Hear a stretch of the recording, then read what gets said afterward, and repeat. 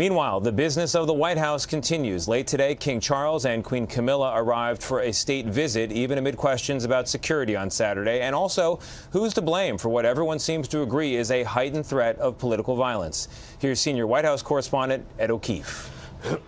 President Trump welcomed King Charles and Queen Camilla to the White House today, the start of a carefully planned multi-day royal tour, now cloaked by even more security. This is the third major assassination attempt against President Trump in 2 years.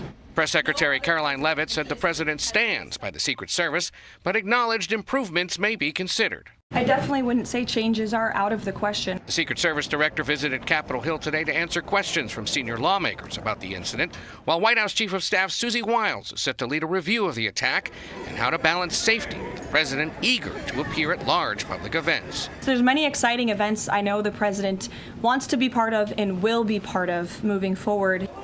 Less than 2 days since the incident, there's bipartisan agreement that heated political rhetoric is inspiring violence. But each side still blames the other. This hateful and constant and violent rhetoric directed at President Trump day after day after day for 11 years has helped to legitimize this violence and bring us to this dark moment. Leavitt called out past comments by Democratic House Minority Leader Hakeem Jeffries, who this month said we're in an era of maximum warfare. And this so-called White House press secretary wants to lecture America and lecture us about civility. Get lost, clean up your own house before you have anything to say to us about the language that we use. The White House also seized on the shooting as reason to quickly complete a new ballroom on White House grounds. We absolutely believe that there is no better example of why this ballroom is necessary. The administration wants a lawsuit challenging the legality of the project dismissed, but the National Trust for Historic Preservation, which brought the suit, refuses to do so.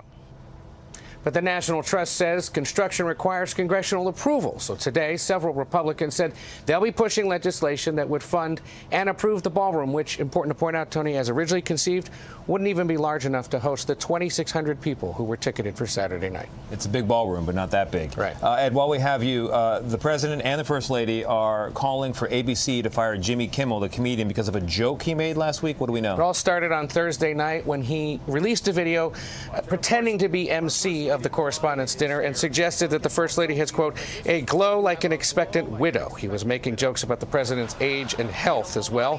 Mrs. Trump called Kimmel's words corrosive, and the president said they went beyond the pale. So far, ABC has no comment. Remember, he was suspended last September for making jokes after the assassination of Charlie Kirk. All part of the moment we're in. Ed, thank you very much.